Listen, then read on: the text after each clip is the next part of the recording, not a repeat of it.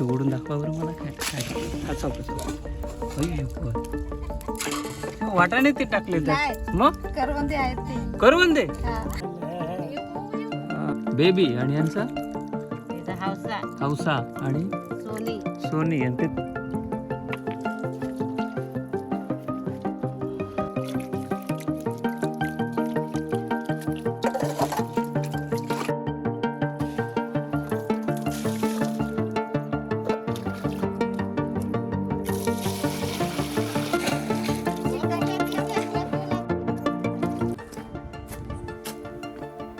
मित्रांनो नमस्कार.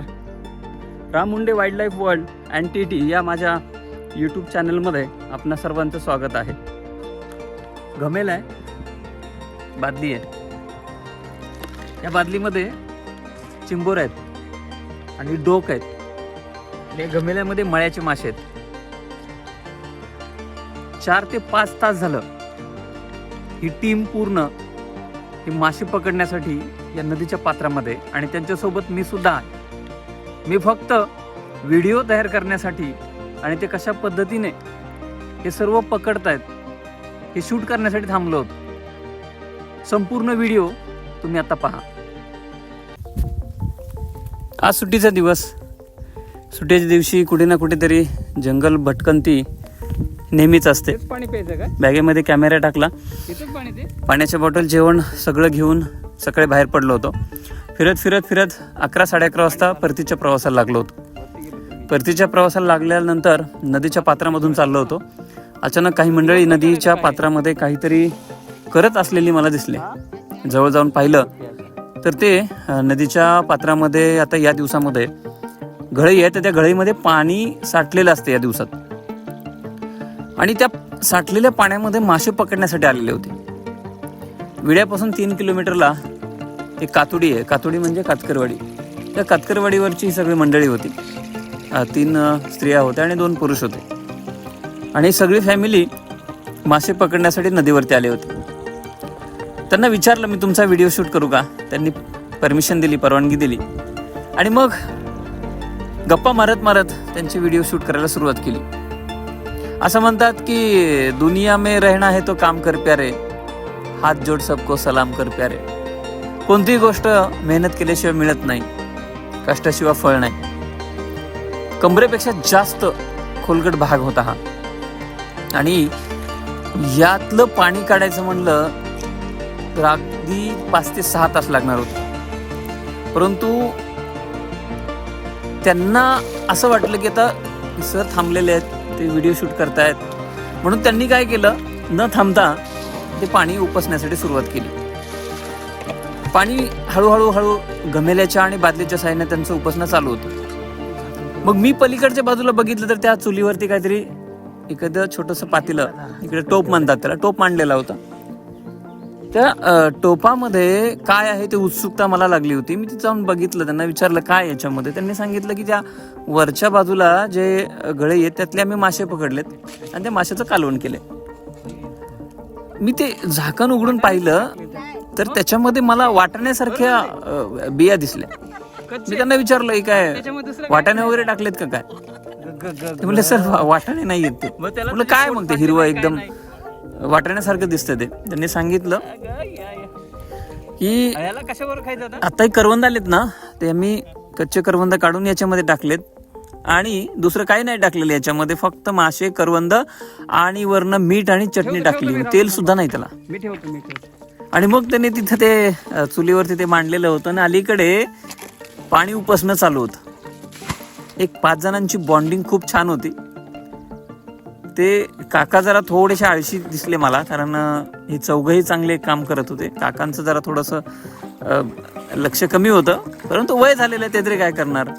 पण त्यांना कानाने कमी ऐकायला येत होतं. आम्ही दोघं बराच वेळ गप्पा मारत बसलो होतो, आणि या लेडीजचं आणि त्या सुरेश नावाच्या त्या व्यक्तीचं ते काम चालू होतं.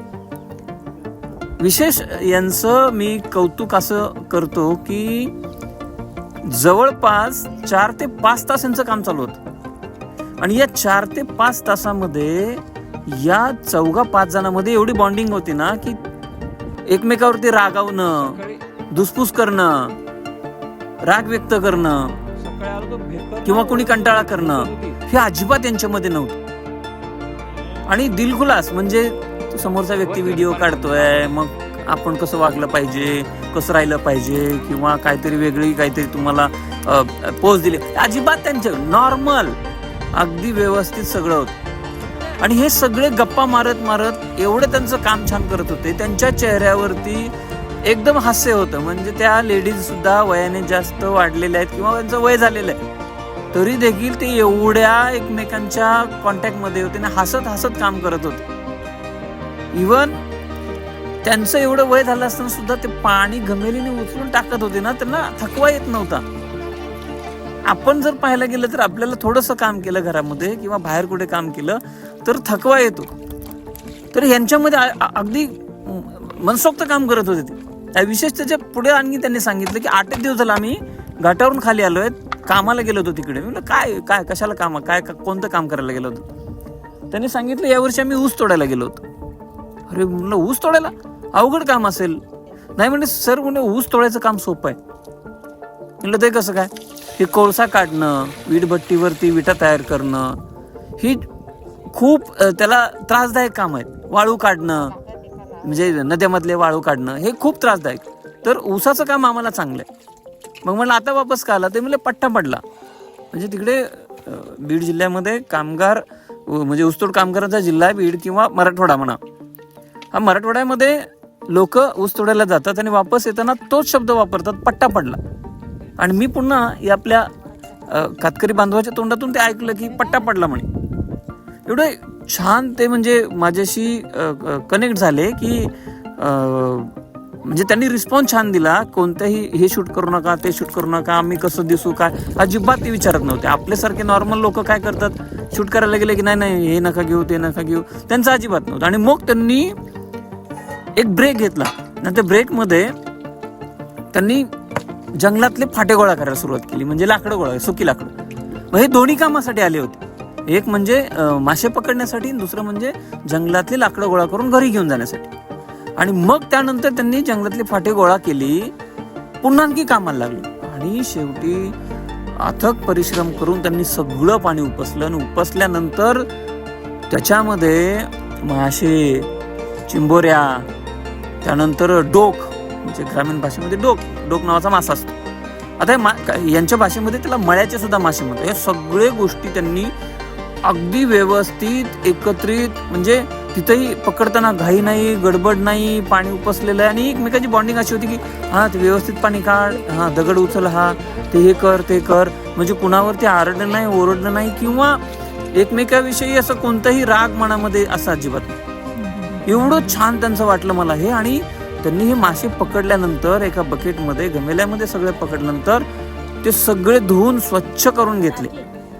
आणि मी त्यांना विचारलं आता हे कसं आहे, याचं म्हणजे वाटप कसं आहे? त्यांनी सांगितलं. म्हणजे बघा भावना कशा असतात लोकांच्या.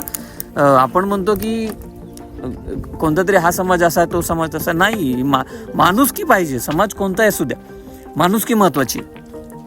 त्यांच्या भावना अशा होत्या की यात आम्ही 4 फॅमिली आहेत म्हणले, आणि या 4 फॅमिलीमध्ये आम्ही हे वाटून घेणार, आणि जेवढे आमच्या हिशेला येणार ना, घरी गेल्यावर आमच्या आणखी नातेवाईक आहेत त्यांनाही थोडं थोडं देणार. म्हणजे ही आपुलकी आहे आपल्या लोकांविषयी. आणि ही आपुलकी जर आपणच जपली ना तर ती पुढे जात असते. म्हणून एवढं छान वाटलं ना आज की माणूस सध्या पैशाच्या पाठीमागे धावपळ करतोय, हव्यास आहे, स्टेटस आहे प्रत्येकाला वेगवेगळं. मला हे पाहिजे, मला ते पाहिजे, मी असा राहील तसं राहील. आपण चांगले कपडे घालतो, गॉगल पाहिजे डोळ्याला, डोक्यावर टोपी पाहिजे उन्हात जाताना दिवसभर. आणि शहरामध्ये तर डायटिंग, एक्सरसाइज, जिम वगैरे, या लोकांकडे काही नाही हो. म्हणजे अगदी उन्हामध्ये मला ऊन लागतंय, मी काळा पडेल, मला हे होईल, अजिबात तसलं काही नाही. मला आजचं भागवायचंय, उद्याचा उद्या विचार करू.